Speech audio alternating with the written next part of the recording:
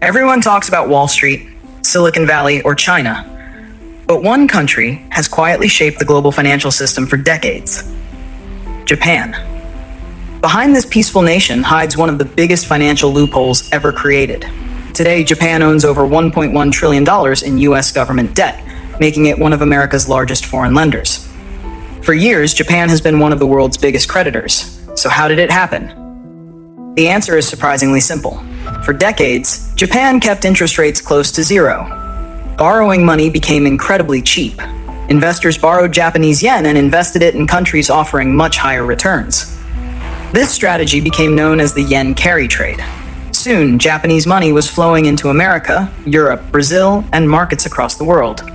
Analysts estimate the carry trade eventually reached tens of trillions of dollars in global exposure. Japan quietly became the world's ATM. Cheap Japanese money helped fuel investments almost everywhere. But Japan's influence didn't stop there. Its government pension investment fund manages around $1.5 trillion, making it one of the largest pension funds in the world. Japanese investors own shares in companies across the globe. Then there's SoftBank. Through its Vision Fund, it invested billions in companies like Uber, WeWork, and ByteDance. From New York to Nairobi, Japanese money has quietly reached almost every major market, a financial empire, without firing a single shot. But behind this success lies a hidden weakness. Japan's economy has struggled for decades. Wages remained largely stagnant. Its population has been shrinking year after year. To keep the economy alive, the Bank of Japan printed enormous amounts of money while government debt climbed above 250% of GDP, one of the highest debt levels in the developed world. The system kept working, as long as interest rates stayed near zero. Then came 2024. The Bank of Japan finally began raising interest rates. It sounded like a small decision, but global markets weren't prepared. Borrowing yen suddenly became more expensive. Investors rushed to unwind the carry trade.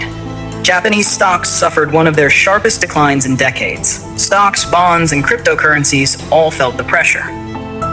One policy change in Japan echoed across the world, and Japan faces another challenge. Nearly 29% of its population is over the age of 65. Schools are closing. The workforce is shrinking. Robots are helping fill the gap, but they can't replace millions of workers. Meanwhile, many once dominant electronics giants lost their global leadership to newer competitors. Time is becoming Japan's biggest enemy. So why should you care? Because global finance is deeply connected. If Japanese investors pull money back home, borrowing costs elsewhere could rise. Markets around the world could feel the impact. The next financial shock may not begin on Wall Street. It could begin in Tokyo. Japan has quietly become one of the most powerful financial players on Earth. Not through military power, not through politics, but through money. The real question is, if this silent finally stumbles, how much of the world falls with it? Subscribe for more documentaries uncovering the hidden systems shaping our world.